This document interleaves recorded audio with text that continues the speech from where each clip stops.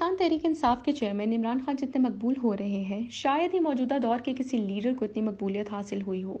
लेकिन दूसरी जानिब मुल्क की अमन व अमान के हालात भी तशवीशनाक हैं। आलमी दुनिया की नज़रें भी पाकिस्तान की बिगड़ती सूरत हाल की तरफ मरकूज हैं। इक़्तिदार की खिंचातानी में हालात का खाना जंगी की तरफ जाने के खदशात की दुरुस्तगी कितनी है, ये एक अहम सवाल है। चेयरमैन तहरीक इंसाफ इमरान खान ने हाल में ही एक बरतानवी अखबार स्काई न्यूज़ को एक अहम इंटरव्यू दिया। चेयरमैन तहरीक इंसाफ ने कहा कि मुझे दोबारा गिरफ्तारी का खदशा है। बरतानवी अखबार को इंटरव्यू देते हुए इमरान खान का ये कहना था कि हम किसी की पुश्तपनाही नहीं चाहते हैं, हम चाहते हैं कि गैर जानिबदाराना रहें। इनका ये कहना था कि हम सिर्फ आज़ादाना और मुनसिफाना इंतखाबात चाहते हैं और इसके अलावा ये लोग इंतखाबात में मेरा सामना नहीं कर सकेंगे। इमरान खान ने कहा कि वो घबरा गए हैं, जानते हैं कि इंतखाबात में हम इनको क्लीन स्वेप करेंगे, इसलिए वो मुझे जेल में डालने के बहाने ढूंढ रहे हैं।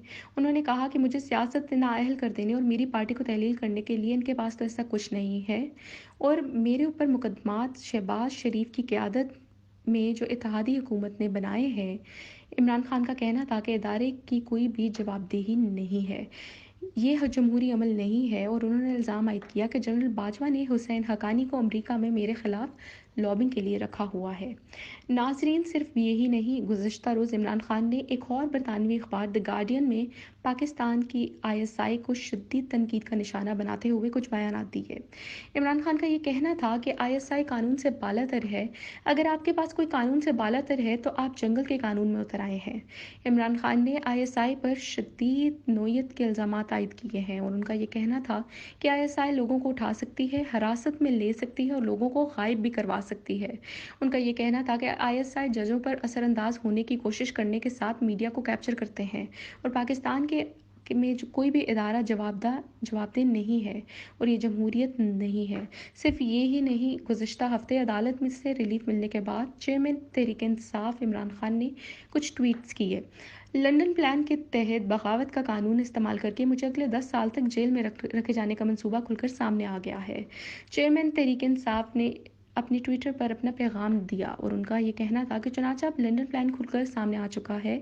मैं कैद में था तो तशद्दुद की आड़ में ये खुद ही जज, ज्यूरी और जल्लाद बन बैठे हैं। मंसूबा ये था कि बुशरा बीबी को जिंदान में डालकर मुझे अजियत पहुंचाएंगे और बगावत के किसी कानून में की आड़ लेकर मुझे 10 बरस के लिए कैद कर देंगे। इसके बाद तहरीक इंसाफ की बची कुची क़यादत और कारकुनान को भी भरपूर तरीके से झकड़ लेंगे और आखिरकार पाकिस्तान की सबसे बड़ी और वफाकी जमात पर पाबंदी लगा देंगे, जैसे इन्होंने मशरकी पाकिस्तान में अवामी लीग पर लगाई थी।